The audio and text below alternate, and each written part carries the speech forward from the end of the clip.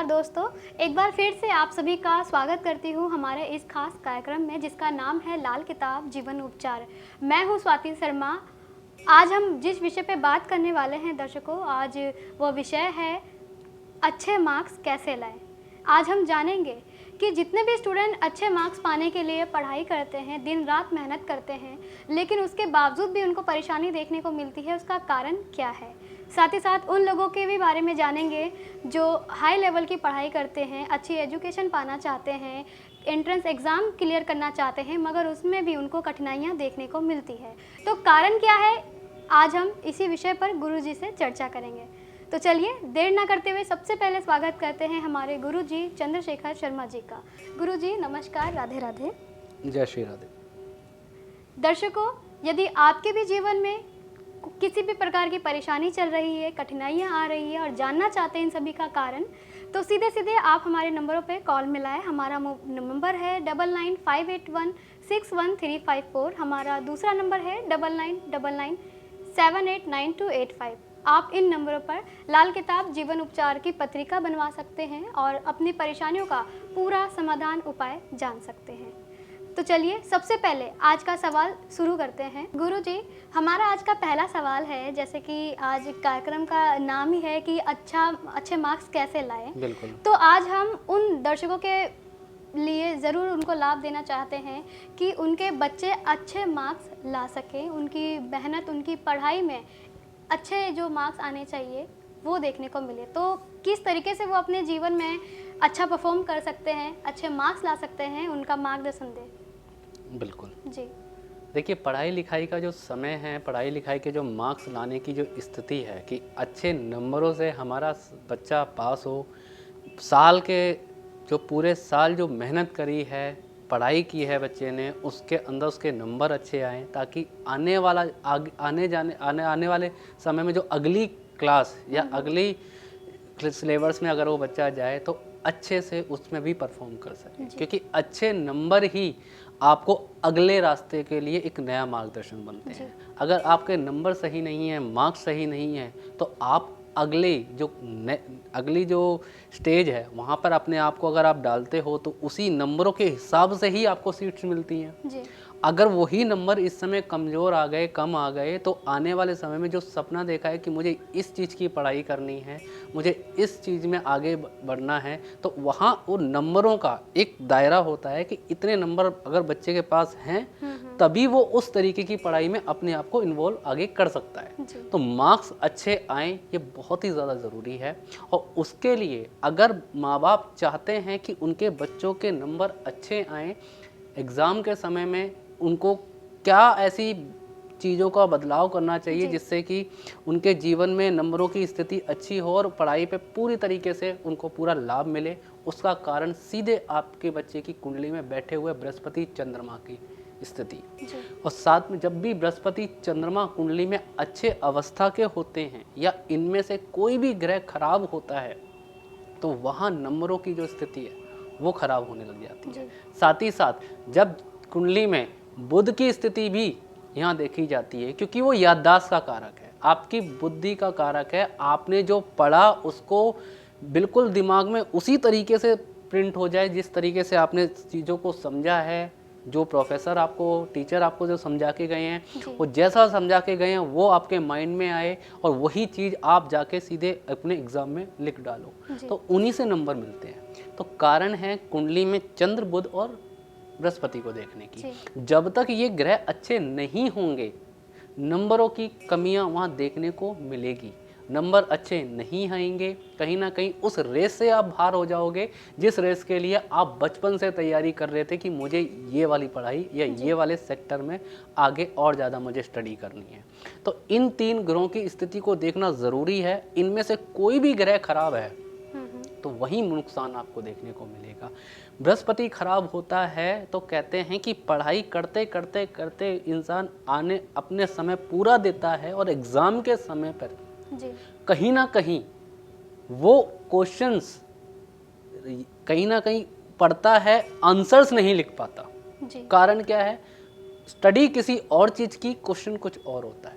जब बृहस्पति खराब होता है तो कुछ इस तरीके की कंडीशन आती है कि जो उसने पढ़ा वो चीज़ नहीं आती, कुछ और ही नया आता है। सभी वहाँ पे बच्चे भी ये बोलते हैं कि जो मैं पढ़ के गया वो तो आया ही नहीं, कुछ और ही आ गया, मैं कुछ ही नहीं लिख पाया। ये बृहस्पति खराब वालों की निशानी है। साथ ही साथ चंद्रमा, जब कुंडली में चंद्रमा खराब होता है तो ये पूरे साल पढ़ाई करते हैं और जब एग्जाम देने की बात आती है तभी इनकी सेहत खराब होने लग जाती है। सेहत खराब होने की वजह से इनका कॉन्सनट्रेट पावर खत्म हो जाती है। जब कॉन्सनट्रेट पावर खत्म हो जाती है तब जाके कहीं ना कहीं इनको ये महसूस होता है कि अब मेरा फोकस हिल गया, अब मैं क्या लिखूंगा और क्या पढ़ूंगा। तो वहाँ ही कमज़ोर व्यक्ति हो जाता है, बच्चा हो जाता है, जिसकी वजह से इनके नंबर आने में, वही रिजल्ट है तो नंबर हैं, फोकस है तो अच्छी पढ़ाई है, फोकस गया कहीं ना कहीं रिजल्ट्स में कमी आने लग जाती है। तो यहाँ चंद्रमा की जो स्थिति है उसे देखना ज़रूरी है। अगर ये किसी भी तरीके से खराब है या पापी ग्रहों के साथ बैठा है तो उनका इलाज समय रहते कर लो, वरना जब एग्ज़ाम की बारी आएगी बच्चे का फोकस पूरा हट जाएगा और अच्छे नंबर, अच्छे रिजल्ट्स में आप उम्मीद नहीं कर सकते कि इनका अच्छा रिजल्ट्स आना हो। वहीं जब चंद्रमा खराब होता है तो सिम्टम्स माँ को भी, कि जैसे ही बच्चे के एग्ज़ाम होते हैं मदर की टेंशन, माँ की टेंशन चालू हो जाती है कि मेरे बच्चे का तो फोकस ही हिल गया, अब मैं कैसे, ये अच्छा परफॉर्म कैसे करेगा। तो वहाँ परिवार वालों की भी टेंशन बढ़ जाती है, क्योंकि चंद्रमा माता से कारक है, चंद्रमा बच्चे का खुद का कॉन्सेंट्रेट पावर है, तो ये सारा हिल जाता है। और अगर कहीं बुध कुंडली में खराब है तो ये पूरे साल कुछ नहीं दिखाएगा। जब जब एग्ज़ाम होंगे या कोई आपके बच्चे का टेस्ट हुआ या कोई भी ऐसी चीज़ हुई जो उसके नंबरों की बात होती है या उसके एक नई स्टेज पे जाने की एक बात होने लग जाती है, तो अगर बुध अगर खराब होता है तो वहाँ याद किया हुआ याद नहीं रहता, पढ़ा हुआ बुद्धि में आता नहीं है, या लॉजिकली जो चीज़ लिखी जाती है, जो साइंस मैथ के फॉर्मूले हैं जो लॉजिकली चलते हैं सारे, तो इन सारे लॉजिक का जो लगाने का कारक है ये बुध है। अगर बुध खराब हुआ तो वहाँ वो लॉजिक काम नहीं आएगा, वहीं नुकसान देखने को मिलेगा। ज़रूरी है इन सारी चीज़ों को अच्छा करने के लिए, जब तक आप इन सारी चीज़ों को अच्छा नहीं करोगे या आपके बच्चे की कुंडली में ये ग्रह किसी भी तरीके से खराब हैं तो नुकसान होना स्वाभाविक है और वहाँ पर चिंता होना भी स्वाभाविक है। लेकिन अगर इनके उपाय समय ऐसे कर लिए तो नंबर भी अच्छे आएंगे। बच्चा जिस कैरियर को बढ़ना चाहता है, जिस कैरियर में आगे जाना चाहता है, वो उस कैरियर में आगे जाएगा भी और एक अच्छे नंबरों से पास भी होगा। अब ये ग्रह खराब कैसे होंगे इस चीज़ के बारे में बिल्कुल देखना बहुत ज़रूरी है। चंद्रमा खराब होता है राहु, केतु और शनि के कारण। जब चंद्रमा के संबंध राहु, केतु और शनि से जुड़ता है तो सीधे सीधे कॉन्फिडेंट पावर को ख़त्म कर देता है, डिसीजन लेने की पावर ख़त्म हो जाती है, कंफ्यूज बहुत ज़्यादा होते हैं। और ये चंद्रमा खराब वाले बच्चे होते हैं जो कहते हैं कि मैं एग्ज़ाम देने के लिए बैठा, एग्ज़ाम का टाइम ख़त्म हो गया बट मैं अभी भी मेरे पास बहुत सारे आंसर्स थे जो मैं लिख नहीं पाया। क्योंकि कारण क्या होता है कि समय एग्जाम का भी निर्धारित होता है, क्वेश्चन भी निर्धारित होते हैं, ये लोग डिसाइड ही नहीं कर पाते कि शुरुआत किससे करनी है।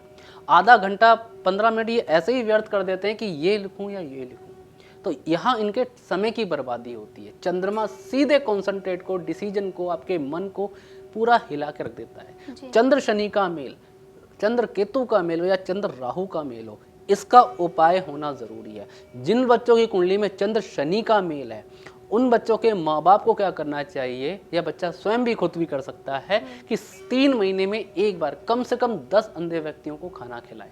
जितना ये बच्चों अंधे व्यक्तियों को खाना खिलाता रहेगा उतना शनि अच्छा होके चंद्रमा को सपोर्ट करता रहेगा। चंद्रमा अपनी तरीके से पूरा कॉन्फिडेंट पावर देके जीवन में बहुत अच्छा सुख देके जाएगा।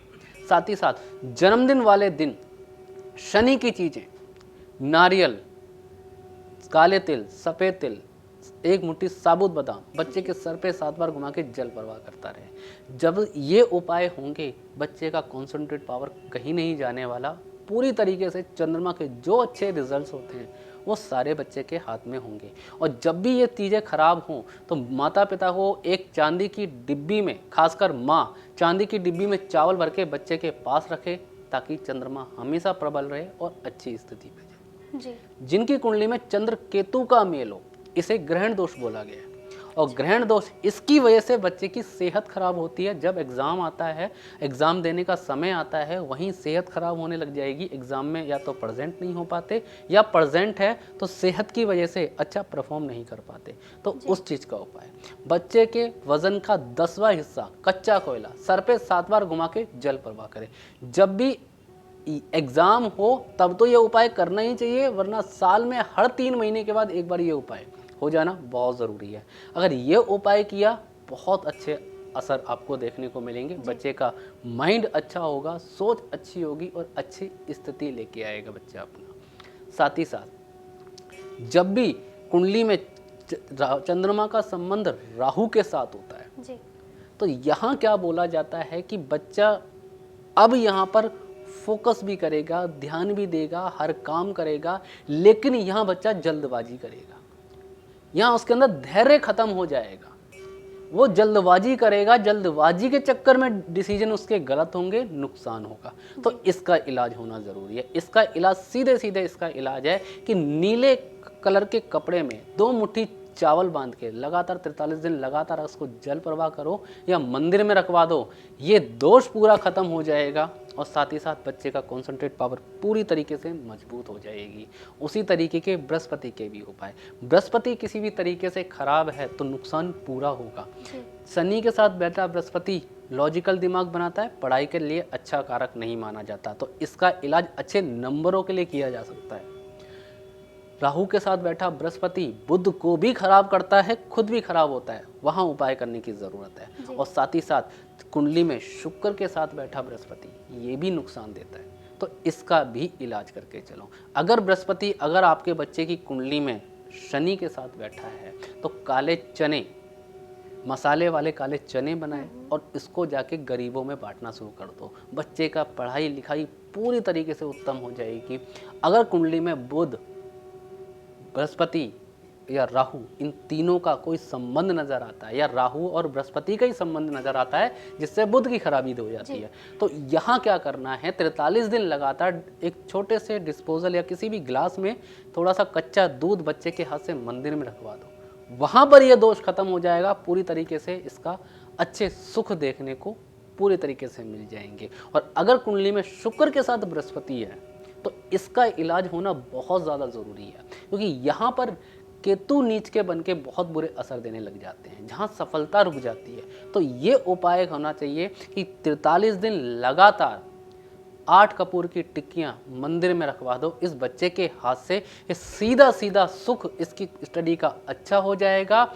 जिनको भी अच्छे नंबर लेके आने हैं, अच्छे नंबर भी आएंगे, हर तरीके से पूरी तरीके से सुख इनको मिलेगा। और बच्चे को सुबह सुबह उठ के थोड़ा सा अनुलोम विलोम का अभ्यास जरूर करना चाहिए, क्योंकि बृहस्पति जितना अच्छा होगा उतने अच्छे नंबर का कारक बनेगा, उतनी अच्छी पढ़ाई होगी और हर तरीके से अच्छे सुख उनको पूरे तरीके से नंबर से मिलेंगे। तो इन चीज़ों को करना शुरू करो।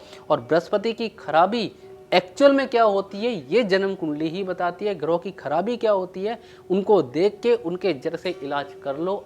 आप अपने बच्चे के नंबरों में अच्छी ही वृद्धि देखोगे, दिन प्रतिदिन हर काम अच्छा होता चला जाएगा। जी बिल्कुल, बहुत अच्छी बातें बताई आपने हमारे दर्शकों को गुरुजी।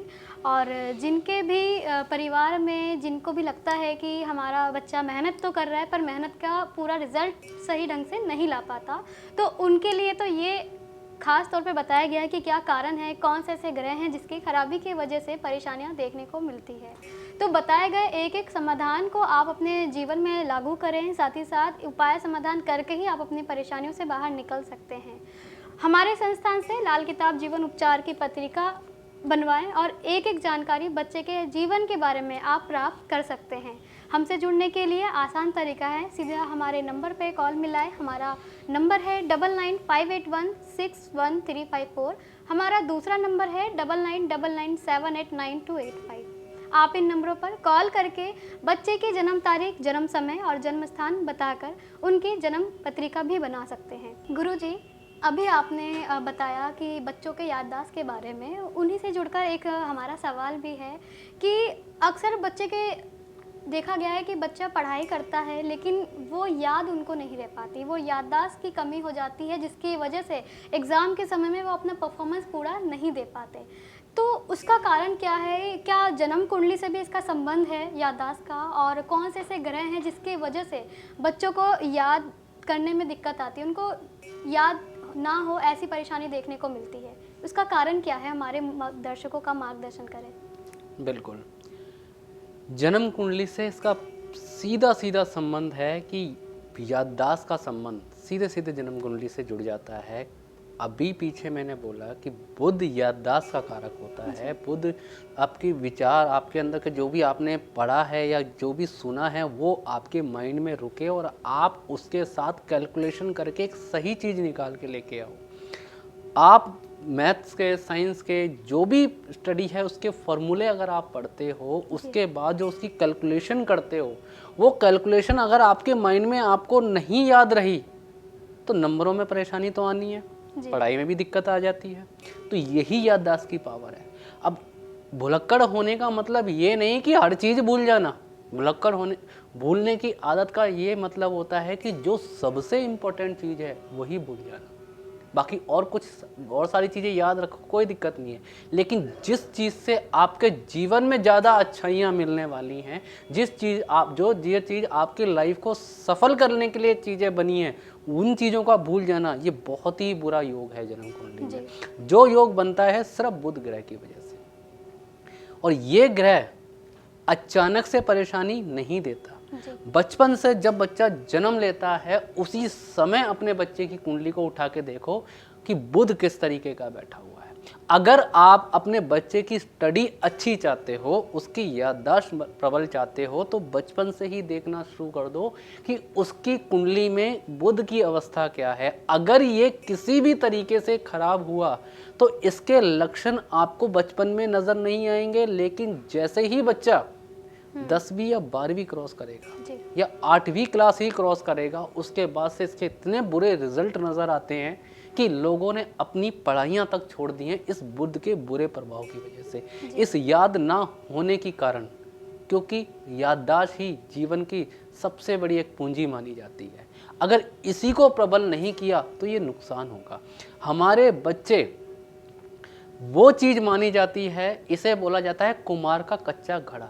इसको जिस तरीके से आप तराशोगे इसकी शेप वैसी ही आएगी।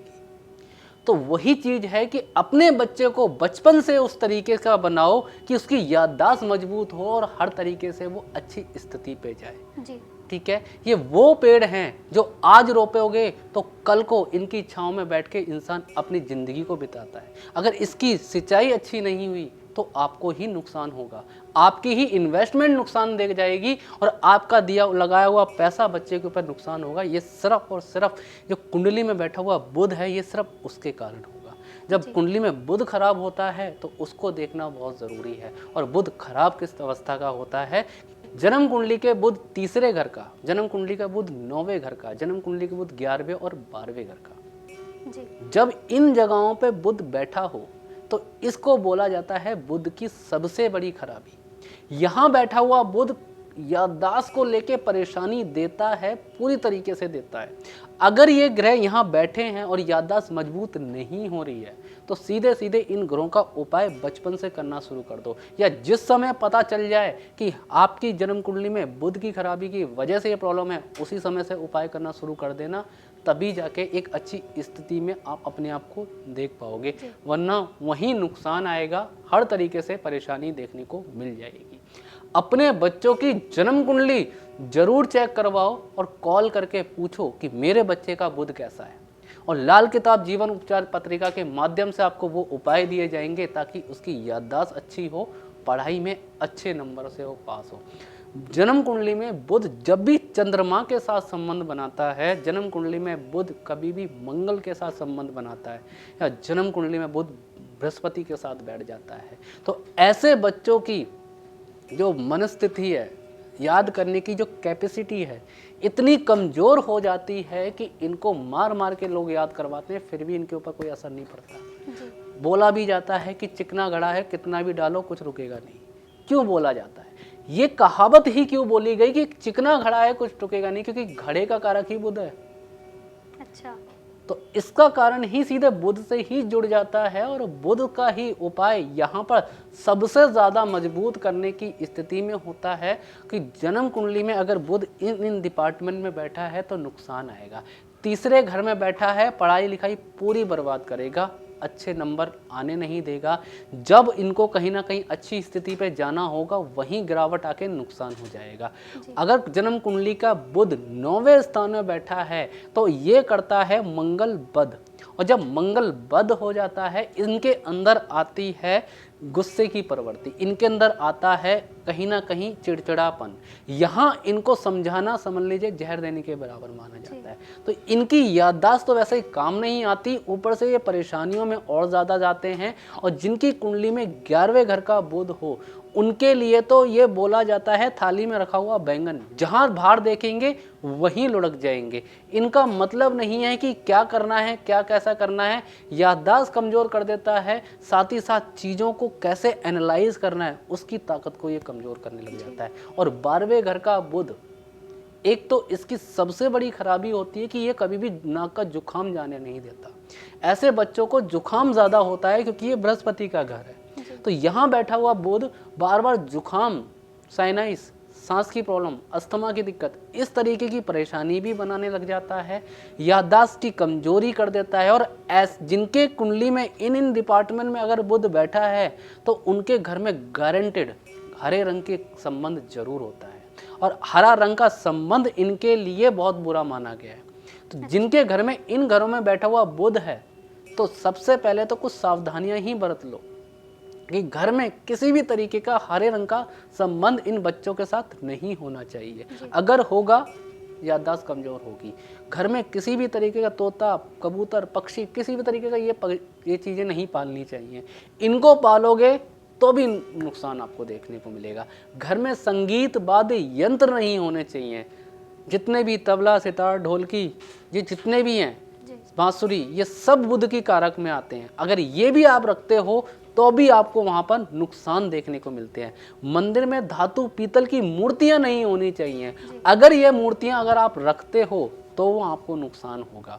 साथ ही साथ मनी प्लांट, रबड़ प्लांट, चौड़े पत्ते के पेड़, ये अगर आपके घर में हुए और आपके बच्चे या किसी भी परिवार में सदस्य में कि ये बुध इन जगहों पे हुआ तो पूरी स्थिति को ये खराब करेगा और ये नुकसान देगा और हर तरीके से आपकी याददाश्त को कमज़ोर कर देगा।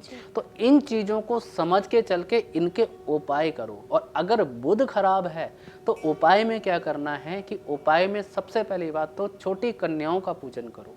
जब कन्याओं का आप पूजन करते हो तो वहाँ से जो आशीर्वाद मिलता है बुध अच्छे का आशीर्वाद होता है। साथ ही साथ कि कन्याओं को मिश्री देना शुरू करें कि होती जाती है क्या कारण क्या है कि जब भी आप मिश्री दोगे कन्याओं को तो वहाँ मंगल का सपोर्ट आपको मिलेगा, ताकि कुंडली में सभी तरीके के याददाश्त के जो सुख हैं वो पूरी तरीके से बात हो। तो ये उपाय करते हैं। जो भी कुंडली में बुध की खराबी आती है, कहते हैं कि यहाँ सोच समझ इंसान की वो नहीं रहती कि जो इंसान समझाए और उन चीज़ों को बड़ा करे। तो इन चीज़ों को करना चाहिए, इन सावधानियों को बरतना चाहिए। और बच्चा जिस कमरे में पढ़ रहा है उन चीज़ों को अपने स्थिति के साथ समझना और साथ ही उपाय कराना, और उनके घर का जो जिस रूम में वो बैठा है उस रूम का कलर कभी भी हरे रंग से ना करे, क्रीम कलर या ऑरेंज कलर कर सकते हैं। और ये बुध की जो बातें हैं ये सिर्फ बच्चों के लिए नहीं, ये बड़ों के लिए भी लागू होती हैं। जिनके बुध इन घरों में बैठे हुए हैं उनके साथ भी कुछ यही अवस्थाएं रहती हैं। तो उन लोगों को भी इन चीज़ों को समझ के इनके उपाय करने चाहिए। अगर फिर भी बच्चे का याददाश्त की कमजोरी आ रही है तो 43 दिन लगातार 5 तरह के फल मंदिर में बच्चे से हाथ से दान करवा दो। बुद्धि अच्छी खुलेगी, याददाश्त अच्छी होगी, हर तरीके से अच्छे नंबरों से भी बच्चा पास होगा। जी, बहुत अच्छी जानकारी दी आपने हमारे दर्शकों को। और वाकई अगर आपके साथ ऐसी ही स्थिति देखने को मिल रही है पढ़ाई में नुकसान देखने को मिल रहा है, मेहनत कर रहे हैं, मेहनत का पूरा लाभ नहीं मिल रहा, तो बताए गए एक एक उपाय को आप समय रहते कीजिए, आपको अपने रिजल्ट में भी अच्छी परफॉर्मेंस नज़र आएगी। गुरुजी, हमारा अगला प्रश्न आपसे उन लोगों के लिए है जो मास्टर्स की तैयारी कर रहे हैं, ये करना चाहते हैं और ग्रेजुएशन करना चाहते हैं, मगर उनकी पहली सीढ़ी होती है एंट्रेंस एग्ज़ाम। उस एंट्रेंस एग्ज़ाम को करने में उनको कई प्रकार की परेशानियां देखने को मिलती है, बार बार उसे क्लियर करने की कोशिश करते हैं, मगर कोई ना कोई दिक्कत आती है और वो उसे क्लियर नहीं कर पाते। तो इसका कारण क्या है? कौन से ऐसे ग्रह दोष है या कौन से ऐसे योग बनते हैं जिसकी वजह से उसे पहली सीढ़ी चढ़ने में उनको दिक्कत आती है, सफलता मिलने में परेशानी आती है? हमारे दर्शकों को ज़रूर बताएं। बिल्कुल जी।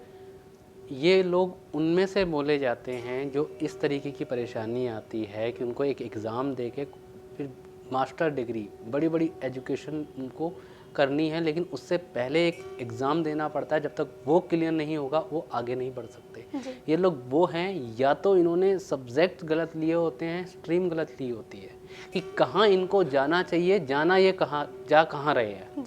अब वहाँ पर एक कारण वो भी होता है, और साथ ही साथ अगर आपकी कुंडली में उसी तरीके की एजुकेशन बनी है तो कहीं ना कहीं ये खराबी होती है बृहस्पति की, क्योंकि बड़ी बड़ी डिग्रियां दिलाने का कारण बृहस्पति है। अगर कुंडली में बृहस्पति खराब है तो बड़ी डिग्री वाली पढ़ाई आप नहीं कर पाओगे। मास्टर्स जैसी बड़ी बड़ी जो हायर एजुकेशंस होते हैं वो आप नहीं कर पाओगे। तो ये बृहस्पति का अच्छा होना ज़रूरी है, या आपके स्ट्रीम का सही होना, आपके रास्ते का सही होना ज़रूरी है, तभी आप उस पर जाके सफल हो पाओगे। और रास्ता कैसे पता चलेगा? ये आपकी जन्म कुंडली ही बताएगी। ये आपको यहाँ बैठे बैठे नहीं बताया जा सकता कि इस बच्चे के लिए ये रास्ता अच्छा है, इस बच्चे के लिए ये रास्ता अच्छा है। जिसकी कुंडली आएगी उसके लिए ही बताया जा सकता है कि भाई ये रास्ता तेरे लिए खराब है, यहाँ अपने आप को लगाएगा प्रॉब्लम ही आएगी, ये क्रैक नहीं होने चाहता है। जन्म कुंडली में हो सकता है इंजीनियर के योग हों, आप डॉक्टर की तैयारी कर रहे हो सकता है आपके अंदर बड़े प्रोफेसर के योग हो और आप इंजीनियरिंग कर रहे हो। तो कारण क्या है? एक चीज़ों को समझने की ज़रूरत है कि आप किस क्षेत्र की पढ़ाई कर रहे हो, वो आपकी कुंडली में वो संबंध रखता है या नहीं रखता, ये ज़रूरी है। कई लोग मेडिकल साइंस का एक अच्छा योग लेके हुए देखे हैं और वो कहीं ना कहीं अपने आप को केमिकल इंजीनियरिंग में घुसाए हुए होते हैं। अब क्या है, यहाँ कुंडली बैठी है कि यहाँ अगर कम करेगा ज़्यादा मिलेगा, वहाँ जितना करेगा मिलेगा ही नहीं। तो कुछ लोग उसी चीज़ों में फंसे रहते हैं कि जो उनके लिए स्ट्रीम बनी ही नहीं है, वो उसमें लगे होते हैं, कंटिन्यूटली लगे होते हैं कि हमें करना है, लेकिन नहीं कर पाते। अब इसके अंदर जो सबसे बड़ा ग्रह रोल अदा करता है वो बुध है। जब बुध कुंडली में खराब होता है तो दिमाग में ऐसा फोबिया बना के घुसा देता है कि अपने ही मन की इच्छा को उनका एम बना देता है कि मेरे मन की ये इच्छा है, मैं ये करूँगा, लेकिन वो इच्छा किसी दिन ऐसी धराशायी होती है, ना वो इधर का रहता है ना वो उधर का। तो समय की बर्बादी ना हो उसके लिए अपनी कुंडली को चेक करवाओ और देखो कि जिस स्ट्रीम के पीछे आप 3 सालों से 4 सालों से लगे हुए हो, क्या वो वाकई आपके लिए बनी है या नहीं बनी। अगर नहीं बनी है तो उस लाइन को छोड़ के चेंज कर दो, अगर बनी है तो कैसे सफलता मिलेगी उसके इलाज कर लो। तो ये ज़रूरी है, अगर नहीं करोगे समय आपका ही व्यस्त है, मेरा इसमें या किसी का कुछ नहीं जाने वाला। इन चीज़ों को समझ लोगे तो लाभ ही लाभ मिलेगा। उपाय करने की बहुत ज़रूरत है। आप अपनी कुंडली में उस योग को जानो, उन सब्जेक्ट को समझो कि किस चीज़ के लिए आप बने हो और कैसे बने हो और कैसे करके उसको प्राप्त कर सकते हो। इनको जानकर उपाय करो, इन चीज़ों को अच्छा करो। और बृहस्पति का अच्छा होना हाई एजुकेशन का लाभ दे जाता है। अपनी कुंडली के अनुसार बृहस्पति का इलाज भी करके चलो। अगर हाई एजुकेशन लेने में प्रॉब्लम आ रही है, उपाय के तौर पर तो बड़े बुजुर्गों का आशीर्वाद आपके लिए वरदान साबित होगा। मंदिर में कोई बुजुर्ग पंडित है जिसके बाल सफ़ेद हैं, जो एक वृद्ध अवस्था के बुजुर्ग पंडित होते हैं, तो पीले कपड़े में केसर की डिब्बी रख के अपने अनुसार कुछ दक्षिणा रख के उस पंडित को दिया जाए और पैरों पे हाथ लगा के आशीर्वाद लिया जाए, तो यहाँ बृहस्पति का पूरा सपोर्ट मिलता है, पूरा आशीर्वाद मिलता है। गुरु आपकी कुंडली में अच्छा होगा, हायर एजुकेशन में ज़रूर जाओगे। साथ ही साथ रोज़ाना पीपल के पेड़ पे जल चढ़ाए और वहाँ 2 मिनट खड़े होके बस प्रार्थना ही करनी है कि मेरे जो स्टडी जो कर रहा हूँ वहाँ पर मेरा फोकस हो और मेरे को एक हाई एजुकेशन का लाभ मिल सके। 2 मिनट खड़े होने का मतलब है कि जब आप पीपल की जड़ पे पानी डालोगे, वहाँ से मिलने वाली जो ऑक्सीजन है ये आपको समझ देती है कि कहाँ आपको समझना है और कहाँ आपको आगे बढ़ना है। जब वो समझ जाएगी तब जाके आप उस चीज़ में आगे बढ़ पाओगे। तो इन चीज़ों को समझो, उपाय करो, जीवन में आगे बढ़ो। जी, बहुत अच्छी जानकारी दी आपने हमारे दर्शकों को। और गुरुजी, आपने आज हमारे दर्शकों के मन में जो कन्फ्यूज़न था, जो एजुकेशन को लेकर इतना बड़ा कंपटीशन चल रहा था, वो आपने दूर किया उनके मन में। ये बहुत इसके लिए आपको धन्यवाद। और दर्शकों, आज के लिए बस इतना ही। नमस्कार, राधे राधे गुरुजी। जय श्री राधे।